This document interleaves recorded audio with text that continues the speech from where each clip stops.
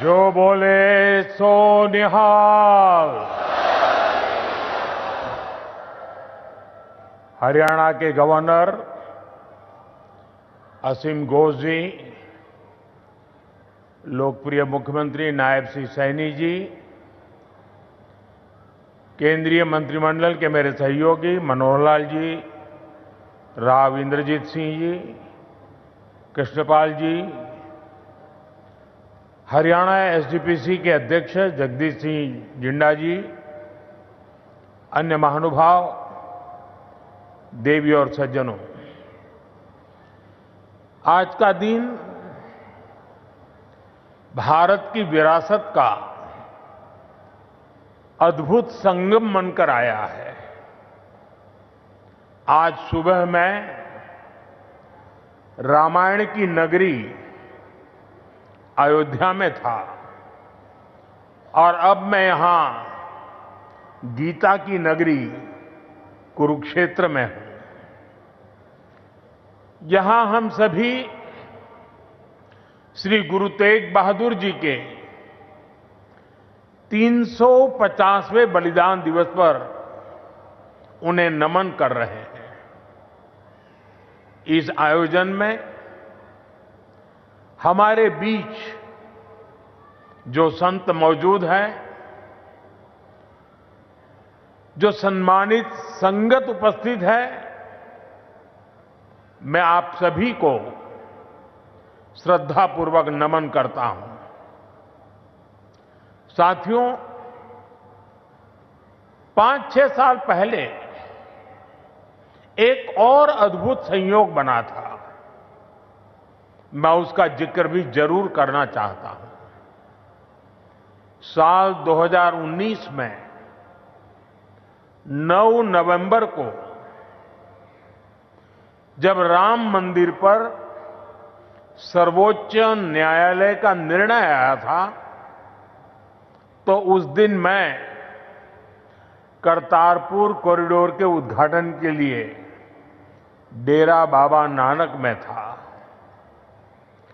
मैं यही प्रार्थना कर रहा था कि राम मंदिर निर्माण का मार्ग प्रशस्त हो,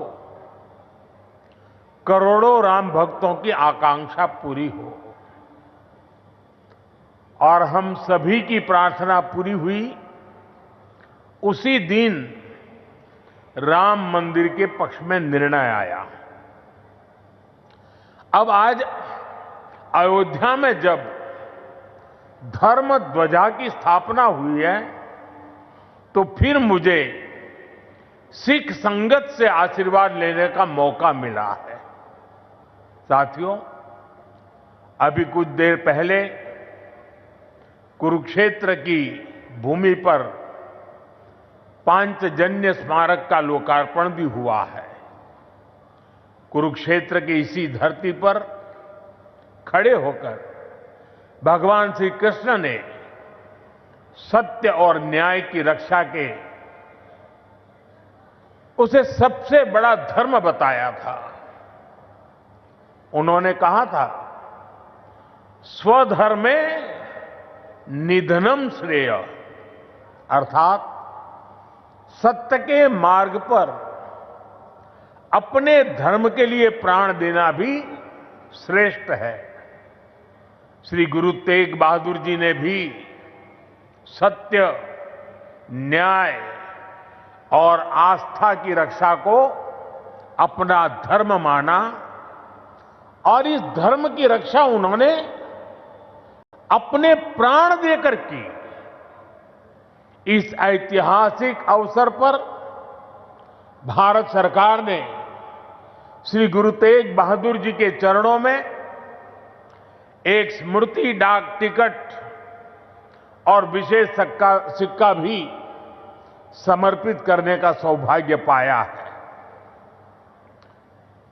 मेरा कामना है हमारी सरकार गुरु परंपरा की इसी तरह निरंतर सेवा करती रहे। साथियों, कुरुक्षेत्र की यह पवित्र भूमि सिख परंपरा का एक महत्वपूर्ण केंद्र है। इस भूमि का सौभाग्य देखिए, सिख परंपरा के लगभग सभी गुरु अपनी पावन यात्रा के दौरान यहां आए।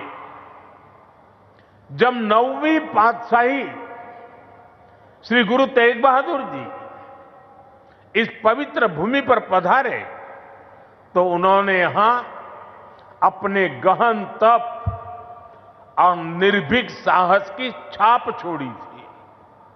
साथियों, श्री गुरु तेग बहादुर जी जैसे व्यक्तित्व इतिहास में विरले ही होते हैं। उनका जीवन, उनका त्याग, उनका चरित्र बहुत बड़ी प्रेरणा है। मुगल आक्रांताओं के उस काल में गुरु साहब ने वीरता का आदर्श स्थापित किया। हम सब जानते हैं कि श्री गुरु तेग बहादुर जी के शहीद होने से पहले क्या हुआ था। मुगल आक्रांताओं के उस काल में कश्मीरी हिंदुओं को जबरन धर्मांतरण किया जा रहा था। इस संकट के बीच पीड़ितों के एक दल ने गुरु साहब से सहयोग मांगा। तब से गुरु साहब ने उन पीड़ितों को जवाब दिया था कि आप सब औरंगजेब को साफ साफ कह दें, यदि श्री गुरु तेग बहादुर इस्लाम स्वीकार कर लें तो हम सब इस्लाम धर्म अपना लेंगे। साथियों, इन वाक्यों में श्री गुरु तेग बहादुर जी की निडरता, उसकी पराकाष्ठा थी। इसके बाद जिसकी आशंका थी वही हुआ।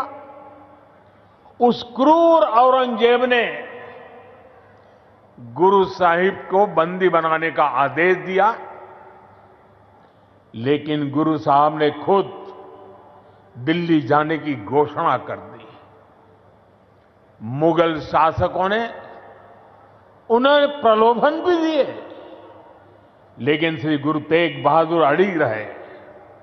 उन्होंने धर्म और सिद्धांतों से समझौता नहीं किया और इसलिए उनका मन तोड़ने के लिए गुरु साहब को पथ से डिगाने के लिए उनके सामने उनके 3 साथियों, भाई दयाला जी, भाई सतीदास जी, भाई मतीदास जी की निर्ममता से हत्या की गई।